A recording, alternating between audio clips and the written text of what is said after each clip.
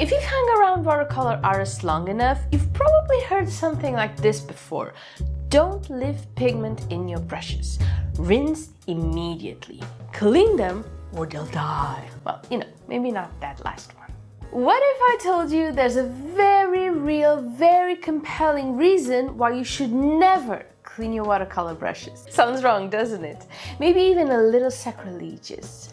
But stay with me, because the moment you understand the logic behind this idea, your brush technique, your color consistency, and even your overall flow as an artist will shift dramatically.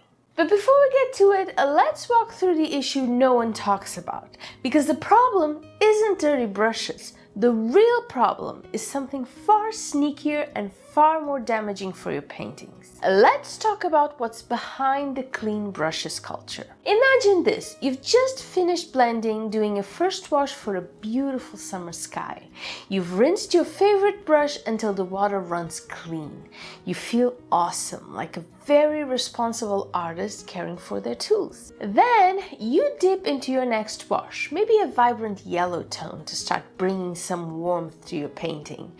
And suddenly, the color looks weak, watery, somehow dull. And you're thinking, what just happened? My brush was clean. I did everything right. But here's the thing. A perfectly clean watercolor brush is one of the quickest ways to sabotage your next stroke. Because when your brush is squeaky clean, it's also probably waterlogged, over-diluted, and completely stripped of pigment memory. Yes, pigment memory. We'll talk about it in a little bit, and you'll let me know what you think of this concept. So instead of picking up a rich, velvety amount of paint, your brush grabs a thin, watery mixture. Your stroke comes out pale, patchy. This isn't user error, this is over-cleaning. But wait, don't dirty brushes damage the bristles? And this is where most artists get trapped, caught between fear of ruining expensive brushes and frustration with inconsistent color. Now, to be clear, I am not telling you to let acrylic paint harden in your bristles. I'm not telling you to neglect your tools until they stiffen like tiny brooms. Watercolor is not acrylic. Watercolor pigment doesn't bind, harden, or cement. In fact, watercolor pigment particles are designed to be reactivated with nothing more than water, even after they've dried on your palette or your brush.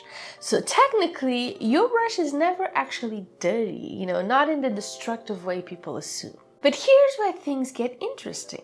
If you keep your brush obsessively clean between colors, you're starting from ground zero each time, and each new mixture has to find its way to balance.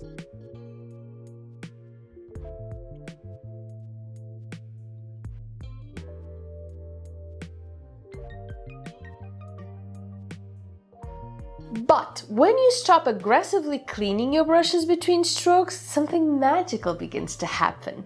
That's what I call pigment memory, which happens when you allow your brush to carry a subtle, almost invisible residue of the pigments you used recently. Not a clump, not a crust, just a whisper. This whisper of pigment acts like a tuning fork, stabilizing your mixtures and guiding color harmony. Suddenly, your washes don't fight each other. Your transitions melt together more naturally. And this is pigment memory at work. It's not chaos, it's coherence. Then there's a more subtle but equally annoying issue with the constant brush cleaning. Stopping to constantly clean your brush destroys your flow. Every time you interrupt a wash, place your brush on your water cup, swirl it like you're scrubbing a pan, dab repeatedly on a cloth, then reload your brush from scratch, you break your creative momentum. Watercolor, maybe more than any other medium, depends on rhythm, on timing, and intuition. Flow isn't optional, timing isn't either. They are the heart of this art. Take wet on wet, for example, and how you need perfect timing to make sure your paper does not go from wet to damp. And suddenly, that smooth tree line bleed becomes a sharp watermark. Your momentum didn't just dip, your technique literally changed because your paint surface dried while you were being responsible. See what I mean? So what exactly does never clean your brushes actually mean? Let's recap, shall we? Stop over cleaning while you paint. Stop resetting your brush to zero. Stop treating pigment like it's a bad thing. Instead, light rinse, don't scrub. A gentle dip to remove excess pigment is usually all you need. Use 2 jars instead of one. One jar is dirty water, the other is cleaner water. You only use the cleaner water for fresh washes. Let your brush carry flavor. Think of your brush like a seasoned cast iron skillet. You don't scour it between every ingredient, you let it build depth. Clean thoroughly only at the end of a session. This protects your brushes long term without destroying your color control mid-painting. And of course, embrace controlled chaos. Your brush holding a hint of a previous pigment is not a contamination, it's continuity. But doesn't residue change the color? Yes, and that's kind of the whole point.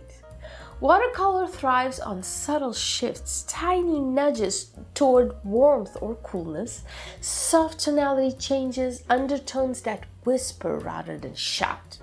So when your brush is too clean, your palette becomes clinical, your transitions become really abrupt, and your colors become isolated rather than interconnected. Smart, intentional, minimal cleaning that preserves pigment memory, flow, and color harmony. Once you adopt this, everything changes. Your colors get richer, your transitions get smoother, your speed increases, and your paintings just start to feel more cohesive.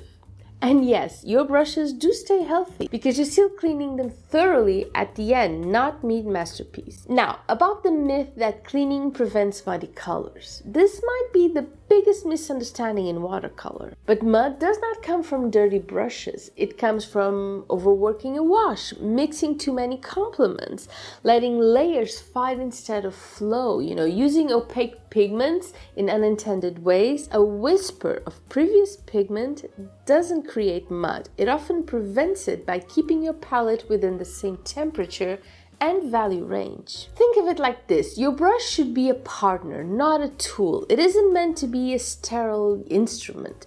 It's meant to be a collaborator, one with its own memory, character, quirks, and pigment history. So when you stop treating your brush like a fragile object that must be sanitized and start treating it like an extension of your own creative hand, your art becomes freer, richer, and more expressive. So next time you're tempted to scour your brush between each stroke, pause, dip lightly, tap gently, trust the pigment memory, and let your brush do what it was always meant to do. Carry your creativity, not your fear of making a mess. Thank you so much, happy holidays, and I'll see you soon. Bye bye!